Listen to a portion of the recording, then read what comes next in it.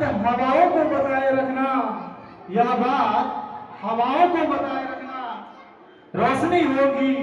चिरागों को जलाए रखना, रोशनी होगी चिरागों को जलाए रखना। लहू देकर जिसकी हिफाजत की है हमने, ऐसे तिरंगे को दिल में बसाए रखना, दिल में बसाए रखना, दिल में बसाए रखना। आज हम सब यहाँ एकत्रित हुए हैं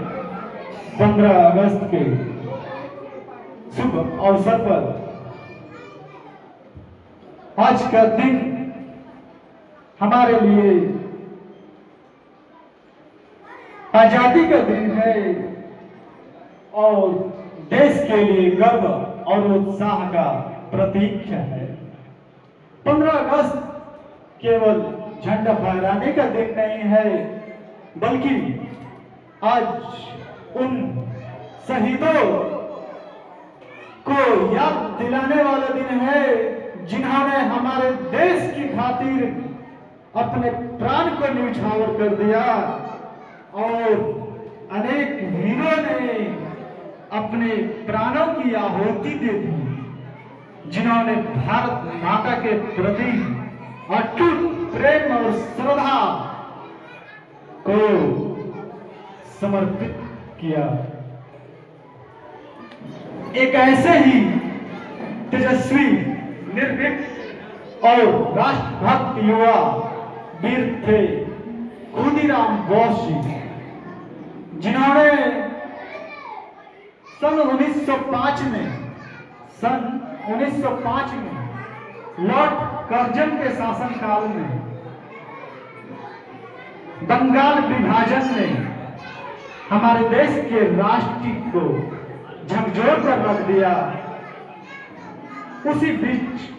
हमारे देश के युवा क्रांतिकारी नेता खुदीराम बोस जी और प्रफुल्ल चंद्र चाकी जी, ये दोनों क्रांतिकारी नेता ने मिलकर उस ब्रिटिश शासन के विरुद्ध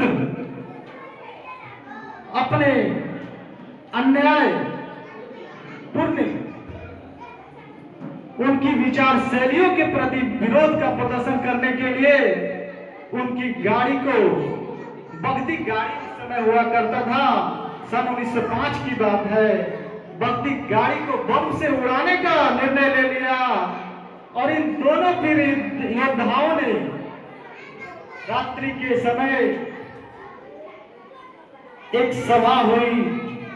उस समय कोलकाता के मुख्य प्रेसिडेंसी का मजिस्ट्रेट किंग्स फोर्ट हुआ करता था, जिनके अन्याय और क्रूरता के प्रति वो कठोर दंड देने में वो अपने आप में कुख्यात था। उन्होंने अनेक राष्ट्रभक्तों को कठोर से कठोर दंड प्रदान किया और उन्होंने अनेक को, हमारे देश के वीरों को अपने कठोर दंड देकर फांसी के फंदे में लटका दिया करता था, फांसी के फंदे में लटका दिया करता था। उसी रात हमारे दोनों क्रांतिकारी नेता खुदीराम बोस जी और प्रफुल्ल चंद्र चाकी जी ने देर रात मीटिंग के दौरान उन्होंने उनकी बगती गाड़ी पर बम तो फेंका, परंतु दुर्भाग्यवश उस बगती गाड़ी में किंग फोर्ट नहीं था, बल्कि 2 यूरोपियन महिलाएं थी जिनकी मौत हो गई। इसके बाद हमारे एक युवा क्रांतिकारी नेता प्रफुल्ल चंद्र चाकी जी ने गिरफ्तारी से बचने के लिए अपने आप को गोली मारकर भारत माता के प्रति अपने प्राणों को न्यौछावर कर दिया। और इसके बाद हमारे अमर खुदीराम बोस जी ने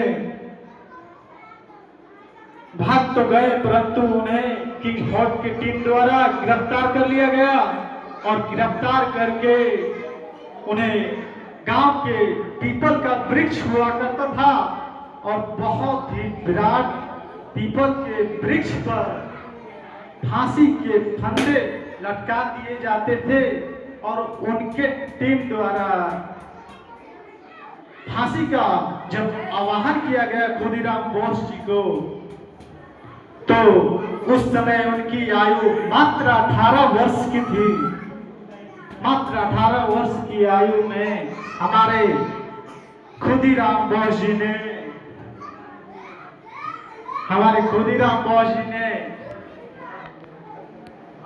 फांसी के फंदे को हंसते हुए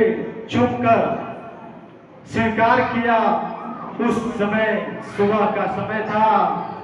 सूर्य के लालिमा अपनी चरम सीमा पर थी, पंछी चहक रहे थे, सूर्य निकल पड़े थे, किसान खेतों में काम करने के लिए मेड़ों पर खड़े होकर खुदीराम बोस जी को देख रहे थे, खुदीराम बोस जी को देख रहे थे। परंतु उस क्रूर शासक के प्रति किसी का बोलबाला नहीं चलता था और खुदीराम बोस जी को 11 अगस्त 1908 को उसे फांसी की सजा दे दी गई और वो मात्र 18 वर्ष की आयु में हंसते हुए फांसी के फंदे को चूमकर वो अपनी भारत माता के प्रति अटूट प्रेम और श्रद्धा को स्वीकार किया और हंसते हुए वे देश से विदा